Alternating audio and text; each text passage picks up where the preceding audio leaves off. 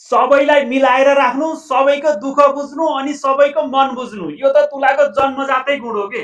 तुला चुप छन्, तुला मौन छन् भन्दैमा यिनीहरूलाई कमजोर कसैले नसोच्नु होला। यिनीहरू मौन छन् किनकि यिनीहरूले झगडा चाहँदैनन्, यिनीहरूले त शान्ति चाहन्छन्। शान्ति चाहने राशि, मिलनसारको वातावरण चाहिने राशि भनेको तुला राशि हो।